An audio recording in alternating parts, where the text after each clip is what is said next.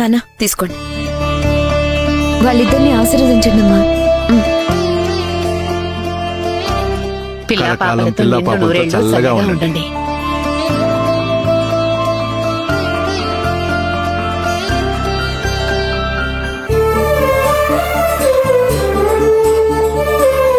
నిండు నూరేళ్ళు పిల్లా పాపలతో చల్లగా ఉండండి.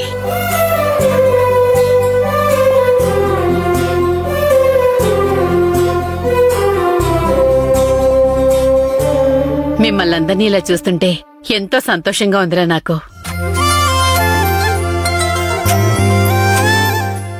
మా చేతుల్లో పెరిగిన పిల్లలు ఈరోజు మా చేతుల్లో పిల్లల్ని పెట్టే పెద్దవాళ్ళు అయ్యారు. నిజంగా మా జీవితంలో ఇది మర్చిపోలేని అనుభూతిరా. ఈ రోజు మీ పెళ్లి రోజు కాబట్టి ఇద్దరు దండలు మార్చుకోండి. రాఘవ, మార్చుకోండి. ఇప్పుడు అవన్నీ ఎందుకులే బావా? ఇప్పుడే జరగాలి ఇవన్నీ. రేపు పిల్లలు పుట్టాక ఇవన్నీ ఉండవు. వాళ్ళ బారసాలలు, వాళ్ళ అన్నప్రసన్నలు, వాళ్ళ పుట్టినరోజులు ఇవే ఉంటాయి. నిజమేరా, పెళ్ళయ్యాక మొదటి 2-3 పుట్టినరోజులే మనవి, తర్వాత మనకు పుట్టిన వాళ్ళవే. ఆ రోజు మేము అలాగే చేశాం, మీరు కూడా ఈరోజు అలాగే చేయండి. తప్పదు, ఇది కాలచక్రంరా.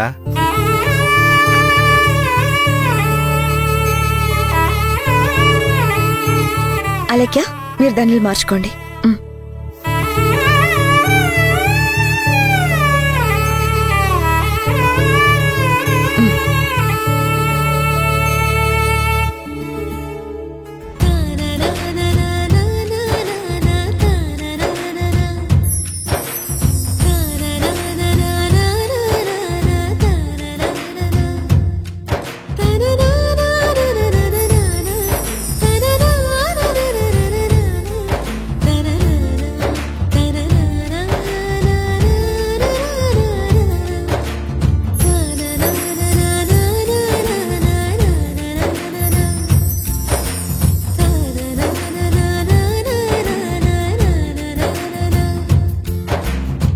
రే, కేక్ కూడా ఆర్డర్ చేశాను, కాసేపట్లో వచ్చేస్తుంది.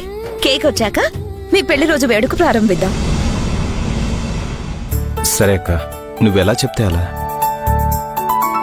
నిజానికి ఈ పెళ్లి రోజు జరుపుకుంటుంది నీకోసం.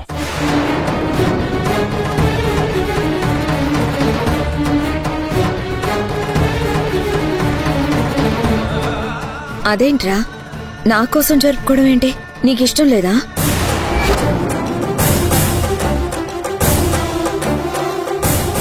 అబే అదేం లేదక్క, నువ్వు సంతోషపడతావు కదా, నీకోసం చేసుకుంటున్నావు అని చెప్తున్నాడు అంతే.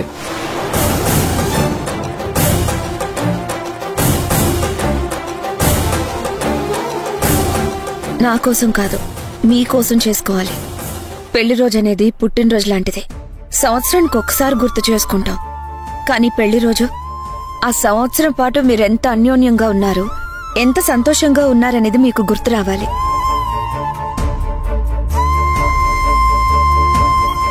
ఒకవేళ భార్య విషయంలో భర్త కాని, భర్త విషయంలో భార్య కాని తప్పు చేసుంటే, అయ్యో ఆ రోజు నా భార్య నేను బాధపడ్డానే అని భర్త, అయ్యో నా భర్త నా వల్ల బాధపడ్డాడే అని భార్య ఒకరికొకరు గుర్తు చేసుకుని మళ్ళీ అలాంటి పొరపాట్లు వాళ్ల మధ్య జరగకుండా చూసుకోవాలి.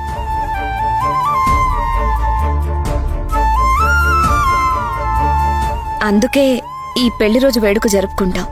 నువ్వుండగా అలాంటి రోజంటూ రాదులే వదినా. మేమెప్పుడు సంతోషంగానే ఉంటాం. మాతో పాటు నువ్వు సంతోషంగా ఉంటే మాకదే చాలు.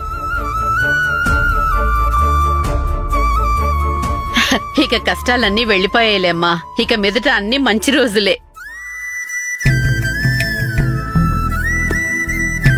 ఏదో జరగకూడనివి జరిగిపోయాయి. వాటి గురించి మనం మాట్లాడుకోవడం దండగా. ఈ పెళ్లి రోజు తర్వాత మీ 2 జంటలు సంతోషంగా ఉండాలి. మిమ్మల్ని చూసి మేము సంతోషంగా ఉండాలి. వాళ్ళెలాగూ సంతోషంగా ఉంటారులేవే. కాకపోతే మన శౌర్య పెళ్లి కూడా ఎలాంటి ఆటంకం లేకుండా జరిగిపోతే తను కూడా సంతోషంగా ఉంటుంది.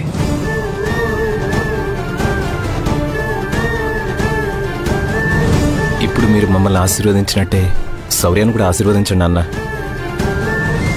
పెద్దవాళ్ల ఆశీర్వాదానికి మించి మంచే ఉంటుంది. శౌర్య, నువ్వు కూడా అమ్మా నాన్న దగ్గర ఆశీర్వాదం తీసుకో.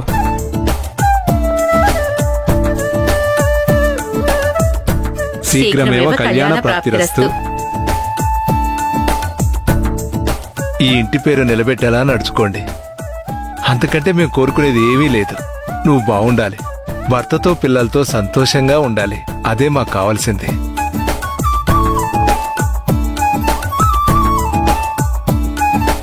ఇక మేము చూడాల్సింది ఏమీ లేదు. రాఘవ మాధవ ఇద్దరు పెళ్లిళ్ళు చూశాం, మహాలక్ష్మి పెళ్లి చూశాం. ఇక నీ పెళ్లే చూడాలి. నువ్వు సంతోషంగా అత్తారింటికి వెళ్ళడం చూస్తే మా జీవితంలో ఇంకా ఏ లోటు ఉండదమ్మా.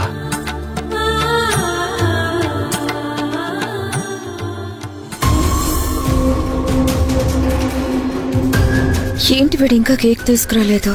అన్నీ రెడీ అయిపోయాయక్క. నీ పని నువ్వు చూసుకో, నా పని నేను చూసుకుంటాను అన్నాడు. అవతల కేక్ కట్ చేయడానికి టైం అయిపోతుంది. వీడేమో ఇంకా రావట్లేదు, ఆ కేక్ కూడా రాలేదు.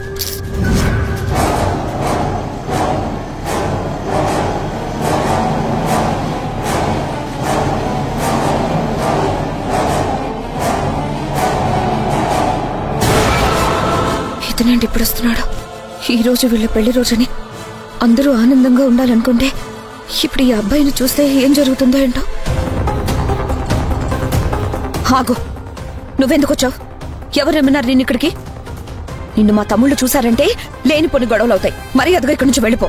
లేదండి, నేను ఎలాంటి గొడవ చేయడానికి రాలేదు. కేవలం మాధవ గారిది రాఘవ గారిది పెళ్లి రోజని తెలిసి వాళ్ళిద్దరికి విషయం చెప్దామని వచ్చాను. ఎవరు అడిగారు నిన్ను? మేము అడిగామా? నువ్వు వచ్చినప్పుడల్లా గొడవ అవుతుంది, ఇంట్లో ప్రశాంతత లేకుండా పోతుంది. వద్దు, ముందు నువ్వు ఇక్కడి నుంచి వెళ్ళు. నా తమ్ముళ్ళు నిన్ను ఇక్కడ చూడకముందే దయచేసి వెళ్ళిపో. నా వల్ల మీకెవరికి ఎలాంటి ఇబ్బంది రాదండి. కేవలం వాళ్ళిద్దరికి అనిపించేసి విషయం చెప్పేసి వెళ్ళిపోతాను. ఇదిగో చూడు, నీకు అర్థం కావడం లేదు. ఇంట్లో పరిస్థితులు బాలేవు. మీ గురించి రోజు మాట్లాడుకుంటున్నాం. అవన్నీ వదిలేసి ఈ రోజు మా తమ్ముళ్ళు పెళ్లి రోజు కాస్త ప్రశాంతంగా జరుపుకుంటున్నాం. ఇప్పుడు నువ్వు వచ్చావని తెలిస్తే ఖచ్చితంగా గొడవ అవుతుంది. నా మాట విను, వెళ్ళిపో. అసలు నువ్వెందుకు వచ్చావు? రావద్దని చెప్పారు కదా. మీ అమ్మ చెప్పిందా వెళ్ళమని? నాకెవరూ ఏమీ చెప్పలేదండి. పెళ్లి రోజని తెలిసి అందుకే వచ్చాను. అరే, నీకు చెప్తే అర్థం కావట్లేదా? నువ్వు విష్ చేయడం తప్పని నేను అనడం లేదు, కానీ నువ్విక్కడికొస్తే రిసీవ్ చేసుకోవడానికి ఎవరూ లేరిక్కడ. నీ శుభాకాంక్షలు తీసుకోవడానికి కూడా ఎవరూ అక్కడ రెడీగా లేరు. దయచేసి వెళ్ళిపో. నువ్వొచ్చావని తెలిస్తే ఇంట్లో సంతోషం అంతా పోయి మళ్ళీ గొడవలు అవుతాయి. వాళ్ళ పెళ్లి రోజు కాస్త ఇంకేదో అవుతుంది. నా మాట విను. కావాలంటే నీకు దండం పెడతాను. దయచేసి నువ్వు ఇక్కడి నుంచి వెళ్ళిపో. ఏమండి, నేను ఇక్కడ ఎలాంటి గొడవ చేయడానికి రాలేదు. కేవలం విషయం చెప్పడానికి మాత్రమే వచ్చాను. ఎందుకు మీరు అలా ఫీల్ అవుతున్నారు?